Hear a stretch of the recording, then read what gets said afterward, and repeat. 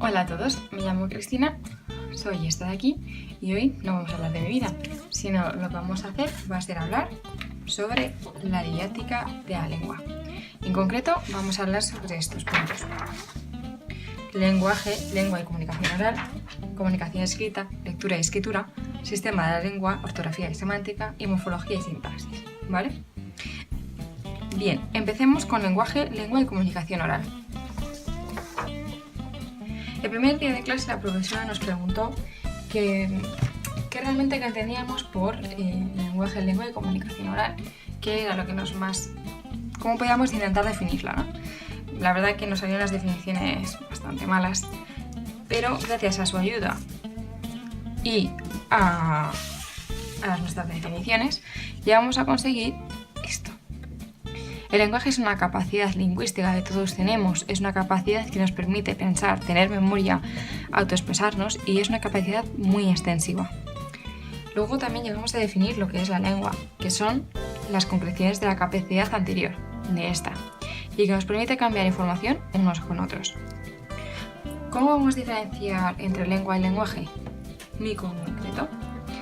Podemos hacerlo mediante estas tres cosas: mediante los fonemas, que tienen grafemas y sonidos, el significante, que es el mensaje, y el significado, que es el propio significado del mensaje, ¿vale?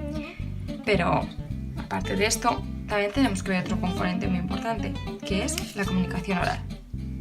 La comunicación oral es una competencia comunicativa que permite que una persona se comporte de manera eficaz y adecuada en una comunidad de habla. Además, incluye las siguientes competencias. Estas siguientes de aquí, ¿vale? Son la lingüística gramatical, sociolingüística, discursiva y estratégica. Por lo general, nosotros siempre al hablar de comunicación oral solo pensamos que tienen la lingüística o gramatical, pero en general abarca todo esto. Bien, ¿y cómo vamos a abarcar todo esto? Realmente durante toda nuestra vida vamos desarrollando todas estas, pero cuando estás en el colegio, más o menos sobre estos dibujos, podemos ayudar a desarrollar un poco la comunicación oral. ¿Y cómo podemos hacerlo? Mediante las siguientes herramientas, que son el diálogo social, el debate y actividades que permiten el pensamiento de los alumnos. El diálogo social, la diferencia con el debate es que en el debate tenemos una idea y en el que tenemos siempre una opción A y una opción B y se defienden esas opiniones. En cambio, el diálogo social es aquella en la que se permite que haya preguntas, respuestas, haya una conversación como conocemos nosotros normalmente, ¿vale? Y otra cosa muy importante que debemos identificar sobre este tema de lengua, lenguaje y comunicación oral es la expresión oral. Muchas veces hablamos de que los niños tienen que leer mucho en voz alta durante las clases, pero realmente eso no es comunicación oral, sino es expresión oral, que es muy buena y que todas ellas deberían desarrollarlas a lo largo siempre de su vida escolar. Pero otro elemento muy importante que he aprendido durante mis actividades que he hecho durante el blog es esto: el feedback. El feedback es un elemento muy importante que todos los niños deberían recibir y que nosotros incluso en nuestra vida escolar deberíamos haber recibido. Un feedback aunque sea breve, que consista en una parte positiva y otra negativa. ¿Para qué? Para saber aquello que hacemos bien y poder reforzarlo de forma positiva y lo que hacemos mal, mejorarlo. Bien, todo ello también incluye que debemos tener un buen ambiente en el aula, para que así los niños puedan desarrollar sus actividades de una manera cómoda y positiva, e incluso a que hagan mejor sus actividades. Bien, ¿dónde más podemos involucrar el ambiente y que es algo esencial? En la comunicación escrita, en concreto la lectura. La lectura es un elemento muy importante y que todos como maestros debemos destacar. Pero realmente, ¿qué significa la lectura? La lectura es interpretar. Y hay dos tipos de lectura: la silenciosa y la oral. La silenciosa es aquella que hacemos para nosotros mismos, ¿vale? Y es una lectura comprensiva y leemos a través de fijaciones. Es decir, si tenemos estas tres palabras, una frase que vaya de aquí a aquí, pues una persona a lo mejor puede hacer una fijación aquí, otra aquí en medio y otra al final. Pero dependiendo de desde que aprendimos a leer hasta que terminamos, hacemos un montón de fijaciones hasta que se van reduciendo poco a poco. Pero eso, ¿cómo se va haciendo? Mediante la práctica. Cuanto más práctica, menos fijaciones y más avance tenemos en la lectura y somos más eficaces. Bien, y luego tenemos la oral, que es donde descodificamos y usamos la ruta fonológica. ¿Cómo podemos ayudar a los niños a mejorar en estas lecturas? Muy bien, muy sencillo, haciendo actividades de antes, durante y después. Todas son esenciales. La del antes para motivarles, crear incertidumbre. Por ejemplo, mi actividad en la que hice esto fue sobre preparar un brownie. Una actividad en la que, por ejemplo, yo les dije, bueno niños, ¿qué os parece o qué os dice brownie? Que el texto va a ir de comida, de postres, etc., ¿no? Que vayan indagando ellos. O preguntáis directamente de qué crema, de qué va el texto. Luego está el durante, que el durante tiene que ser una lectura silenciosa, en donde tenemos que fijarnos que no vocalicen y que no lean con el dedo así, ¿vale?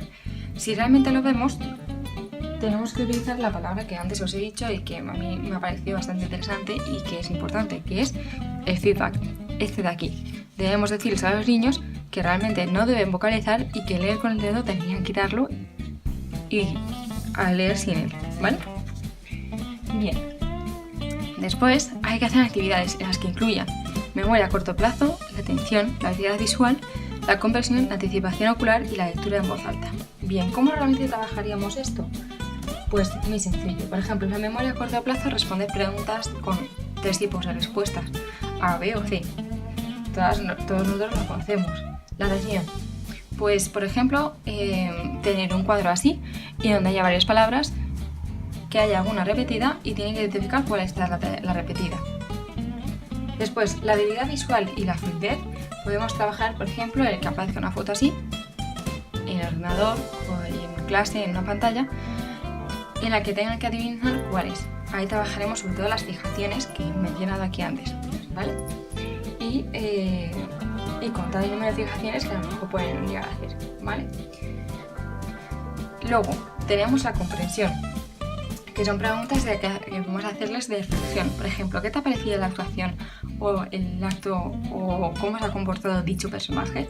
O ¿qué te parecería esto si fuese de tal manera? ¿Vale? Y luego está la anticipación ocular y la lectura en voz alta, que es, por ejemplo, yo ahí lo que hice fue que los niños tuviesen que preparar una receta y tener que contarla en alta y unos ejercicios de rellenar huecos con palabras que ellos sabían. Bien. Además, la habilidad visual, como veis aquí, hay más actividades que deben incluir o que podemos incluir: movimientos oculares, la anticipación ocular, campo visual, la memoria visual, el reconocimiento visual y la agudeza visual. Todos ellos son importantes y quizá no podemos trabajarlos todos de golpe en una actividad, pero si vamos a hacer actividades de lectura a lo largo del curso podemos ir utilizando algunas o ir cambiándolas o variándolas todas, ¿vale? Bien. Tras ver lo que es la lectura, el lenguaje, la lengua y la comunicación oral, vamos a dar paso a la escritura, que aquí la tenéis, ¿vale? Entonces, vamos a situar esto un poco. Fenomenal.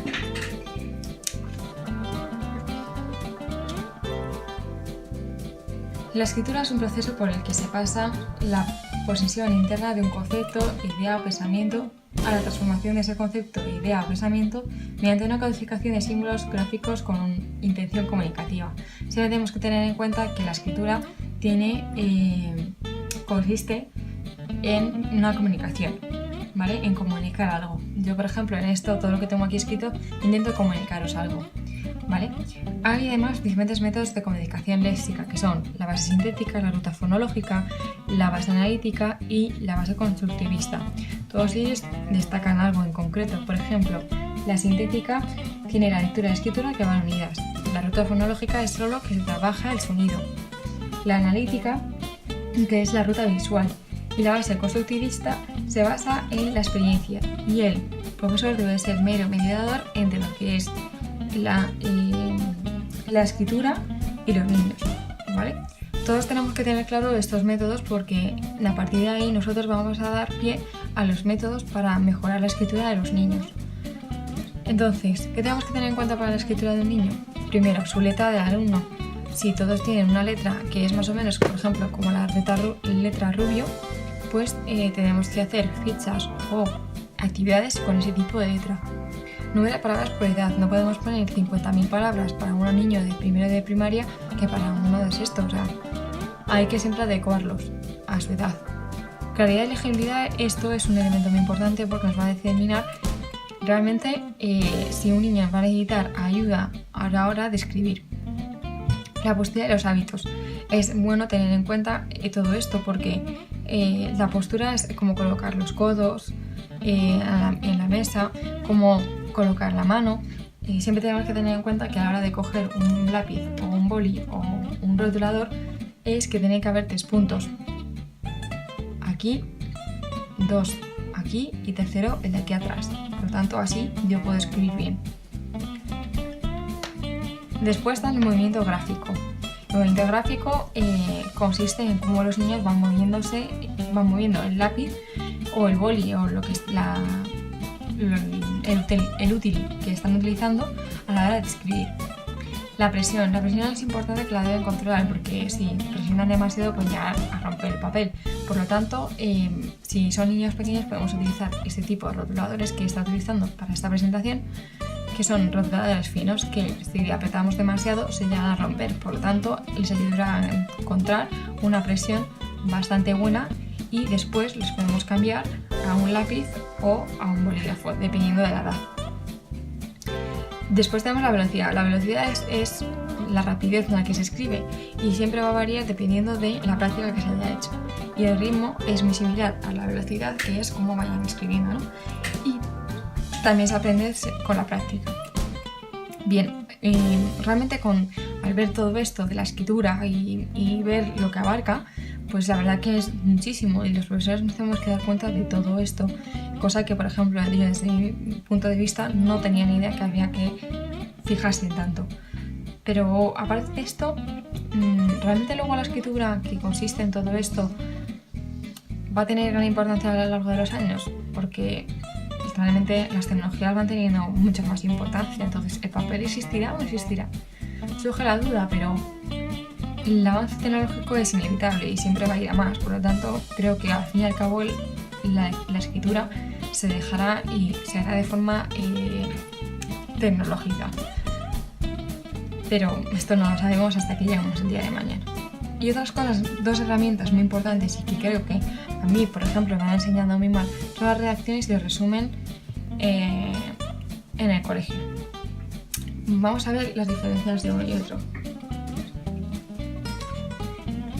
Vale, las redacciones. Las redacciones es anotar las ideas, consiste en anotar las ideas, ordenarlas y estructurarlas. Primero llevar una primera lectura, después una primera revisión formal, después una segunda corrección y después pasarlo a limpio.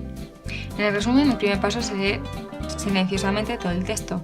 Después, seleccionar de todo ese texto, dividirlo en párrafos. Subrayar aquellas ideas importantes de aquellos párrafos. De lo subrayado, hacer un esquema. Ordenar las ideas, redactar el resumen y revisar lo escrito. Siempre tenemos que tener en cuenta que tiene que haber una revisión y que las redacciones se pueden hacer o el resumen primero en un papel en sucio y luego pasarlo a limpio. Creo que todo esto sinceramente son cosas importantes y que a mí desde mi punto de vista me ha ayudado a estudiar durante estas asignaturas que tenía este cuatrimestre en la universidad.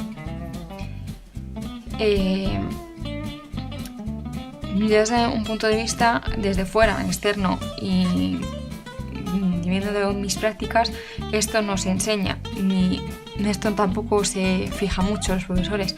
Realmente solo se fijan en que la letra sea legible y que realmente escriban bien y ya está. Y las redacciones de resumen, eso ya es otra historia aparte que ni siquiera ni se da. O directamente es la profesora la que subraya las ideas importantes y hace un esquema a la pizarra. pero eso no es enseñar a los niños a ser autónomos y a tener sus propias ideas y a poder hacer sus propias redacciones o resúmenes y que realmente se fijen en aquellos aspectos que son importantes para llevar bien a cabo la escritura. Bien, ahora vamos a dar paso a lo que es algo muy relacionado con todo esto, que es la ortografía y la semántica y después la morfología y la sintaxis. Todos estos aspectos influyen en todo esto y también en la lectura y en todo aquello que hemos visto anteriormente. Vamos a pasar a la ortografía y la semántica. Vamos a quitar todo esto de nuevo. Vamos a centrarnos aquí, en este concepto, la ortografía y la semántica. La ortografía y la semántica son dos elementos muy importantes y que son esenciales para la vida de un maestro. Tenemos que tener en cuenta que para el aprendizaje de la ortografía tenemos que tener en cuenta la edad escolar y que nunca van a aprender de una forma muy específica el código de la semántica, o el código de la ortografía. O sea, son niños, los niños no se van a aprender las normas o pueden llegarse a aprenderlas de memoria, pero luego a la hora de la práctica es muy complejo. Por lo tanto, vamos a ver exactamente qué es la ortografía. La ortografía se fundamenta en una ruta visual para la codificación y la descodificación. Además, la lectura no es el único medio de aprendizaje de la ortografía. Hay actividades que debemos desarrollar donde se incluye la ortografía. Entonces, realmente podemos decir que la ortografía es un conjunto de normas que rigen la representación escrita, el código gráfico de la lectura. Vale, pero esto lo podemos aprender, como he dicho antes, de una forma sencilla, dinámica y que sea divertida, ¿no? ¿Cuántos de nosotros hemos aprendido la ortografía y la semántica de una forma aburrida, sin sentido y con unas clases aburridas y eternas, ¿no? Pues lo podemos hacer mediante, por ejemplo, una actividad que yo utilicé y que utilizamos en clase fue el avedibujario. Avedibujario consiste en que si yo, por ejemplo, escribo barco mal, debo escribirlo bien y hacer un dibujo en la misma letra en la que me equivoco. Si yo me equivoco, por ejemplo, en la B, pues podría hacer un dibujo que sería este, por ejemplo. Un mismo barco. Esto es avedibujario, una técnica que yo he utilizado en mi blog, en una entrada anterior, para mejorar. Esto lo podemos hacer en un cuadernillo, no así de forma cutre como lo he hecho yo, sino como un cuadernillo en que los niños pueden hojear esas hojas y esas faltas que suelen hacer y estos dibujos de forma previa a un dictado, de forma previa a unas actividades siempre de lengua, para que se fijen realmente cómo son y intentar evitar esos errores. Podemos hacer que el cuaderno se divide por una parte en las que son las que cometen mal y por otro lado las que ya han tenido bien. Entonces, por ejemplo, si barco la tenemos en un principio en este lado, que son las que no hacemos bien, al paso del tiempo, si la he conseguido hacer bien muchas veces, la paso a la parte en la que ya sé escribirla bien. Si pasa de nuevo que la he escrito mal, la vuelvo a poner aquí, ¿vale? Pero siempre tenemos que tener en cuenta que puede estar de un lado para otro y que los niños puedan hojearlo. Bien, ahora pasemos a la semántica. La semántica, esta de aquí, es el estudio del significado y la interpretación de los signos lingüísticos, atiende al significado de las palabras, frases hechas, expresiones habituales, etc. Nosotros, yo en mi propio blog hice el desfile de modas. Sí, el desfile de modas. El desfile de modas, pues por ejemplo, si veis aquí, desde lejos, tengo una foto con mis alumnas de prácticas. Aquí todas van disfrazadas, por ejemplo, para la actuación de Navidad, pero podemos utilizar esos disfraces y utilizarlos en esta actividad. ¿Cómo sería? Pues una niña se disfraza de algo y el resto tiene que intentar adivinar de qué va esa niña vestida, ¿vale? Siempre tenemos que tener claro para la semántica 3 cosas. Bueno, y también para la ortografía.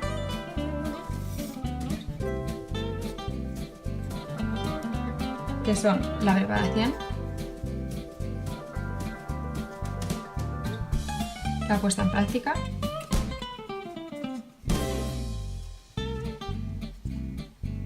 y la evaluación. Estas tres son esenciales. La preparación en qué consiste, tanto para ortografía como para semántica, tenemos que saber en qué consiste, por ejemplo, las actividades. Yo, por ejemplo, en dibujario, sé que esta técnica consiste de esta forma, ¿no?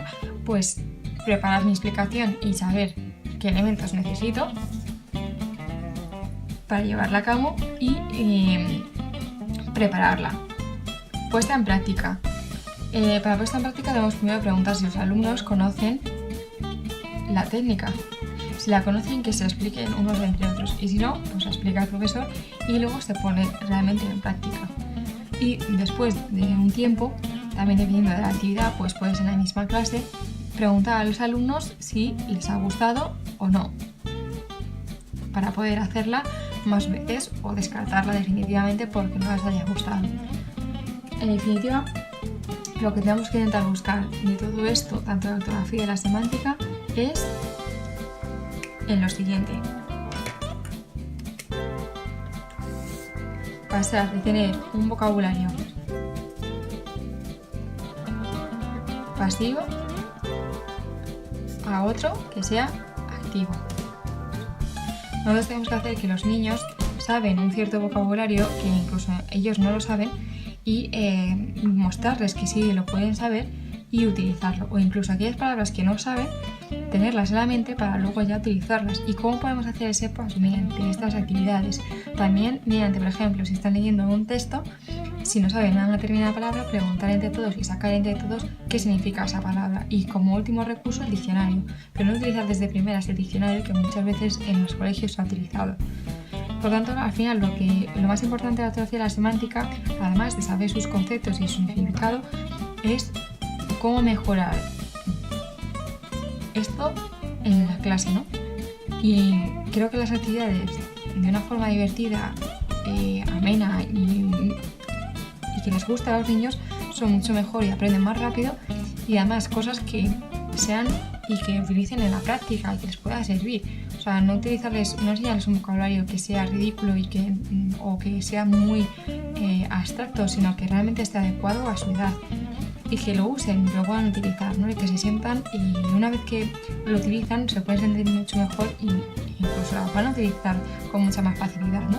Por lo tanto, lo más importante de la ortografía y la semántica es que los niños se lo pasen bien y disfruten aprendiendo, y cómo, pues mediante actividades como la de dibujario o la de desfile de modas, aunque estas son para de primer ciclo, la podemos utilizar otras para otros cursos. Todo ello es buscar y ver que realmente podemos cumplir todo esto. Bien, ya después de todo esto, vamos a pasar a la morfología y la sintaxis, que es lo último que nos queda. Vamos a analizar la morfología y la sintaxis.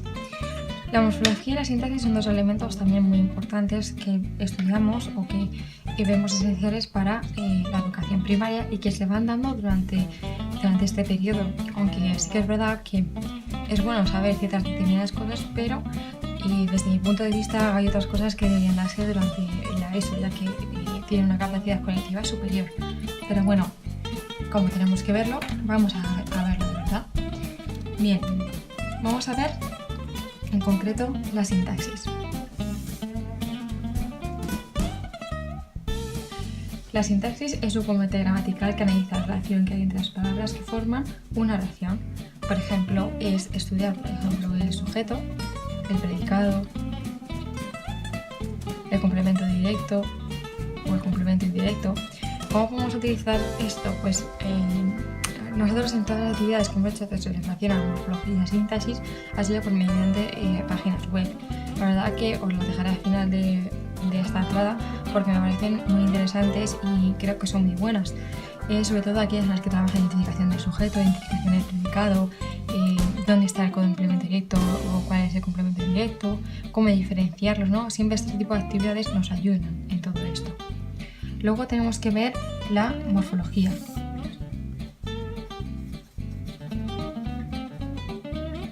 La morfología es un componente gramatical que analiza cada palabra de forma individual, incluyendo tanto sus características como su clase. Podemos hacer, por ejemplo, como un cuadro en el que estudiemos, que pongamos la palabra, la clase, el género, y como no me cabe a mí, pero no os lo voy a decir, el género, el número, el tiempo, la persona y el modo. Con esto, por ejemplo, trabajamos un montón de cosas y analizamos la palabra en sí. Por ejemplo, casa, que es un nombre, es femenino,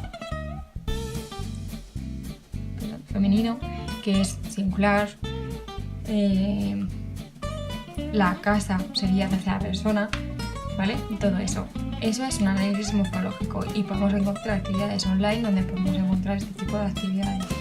Y luego hay una mezcla entre lo que es la sintaxis y la morfología, que es la morfosintaxis, ¿vale? Que es el conjunto de elementos y reglas que permiten construir oraciones con sentido y carentes de ambigüedad mediante el marcaje de relaciones gramaticales, concordancias, intersecciones y estructura jerárquica de construyentes sintácticos. Bueno, hablando un poco más en claro, serían actividades en donde hablemos de construcción de palabras y de oraciones. Son, por ejemplo, aquellas páginas web donde podamos encontrar palabras descolocadas y poderlas ordenarlas correctamente, y con las oraciones pasaría lo mismo. Y con todo ello habremos terminado todo este análisis sobre la didáctica de la lengua, sobre el lenguaje, lengua, la comunicación oral, la comunicación escrita, el sistema de la lengua y en concreto hablando de la lectura, la escritura, de la ortografía, la semántica y la morfología de sintaxis. La verdad que durante este curso he aprendido un montón de cosas y la verdad que haber cursado esta asignatura pues te abre los ojos a un montón de cosas, ¿no? Y es darte cuenta de que las TIC son esenciales, como habéis visto aquí. Durante todo esto hemos utilizado las TIC. A la hora de hablar sobre todo de la lectura y de la escritura, ¿realmente existirá la escritura, el papel más adelante en nuestras vidas? Pues es probablemente que no, ¿no? Entonces creo que esta asignatura lo que me ha permitido es analizar cosas que tengo alrededor y que los profesores debemos estar atentos al cambio, porque siempre debemos intentar encontrar aquello y que sea necesario, que está en el entorno y que es esencial para ellos y enseñárselo, ¿no? Por ejemplo, las TIC son importantes y cada vez van teniendo más importancia, pues deberíamos utilizarlas y emplearlas en el aula, quizá no de forma completa o excesiva, pero sí de forma moderada y siempre en actividades que, por ejemplo, las que tenéis aquí, que son bastante adecuadas. Luego también considero que un profesor tiene que estar atento a lo que les gusta a los niños. Siempre hemos trabajado, por ejemplo, en las actividades de lectura, de escritura, de ortografía y semántica, cosas que les gusten a los niños. Temas, por ejemplo, yo en mi tema utilicé pues, el debate sobre las mujeres o el diálogo sobre la importancia de las mujeres en la sociedad, si está excesivo en información o no, o importancia. Luego la ortografía semántica, en las fichas que debemos hacer basadas en las fichas de Montessori o otro tipo de solo poner las líneas, es realmente esencial que solo tengan esas líneas y ya está. No, sino también intentar basarlo a aquello que les guste, ¿no? Por ejemplo, en mis actividades de la anterior, que la podéis ver con más detenimiento, en la ortografía semántica, utilicé pues, un libro, por ejemplo, para el primer curso de Disney. En esas edades les encanta Disney, ¿no? Pues utilizarlo. Siempre teniendo en cuenta los gustos de los niños, porque si hacemos que los niños tengan gusto y utilicemos ese gusto en sus clases, vendrán contentos y querrán aprender. Y todo esto que hemos trabajado hoy, o que os he ido comentando a lo largo del vídeo, lo aprenderán y tendrán ganas, que es lo más importante, de aprender. Y creo que lo que debemos pensar no es que aparte de todo esto, que es importante, sino lo que tenemos que tener en cuenta es lo siguiente.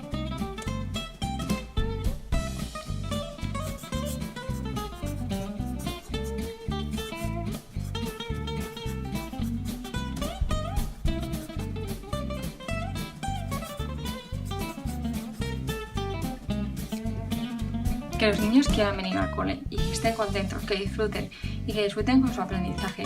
Para mí esto es lo que más ha significado esta asignatura. Con esta frase interpreto que tenemos que utilizar sus gustos en todo lo que vayamos a hacer para que aprendan todo lo máximo posible y de la mejor manera que se pueda, ¿no? Así que muchas gracias, sobre todo a Irune, por esta experiencia y por hacerme ver que puedo hacer un reto como este, que ha sido grabar un vídeo, que realmente yo no soy de vídeos, y espero que os haya gustado.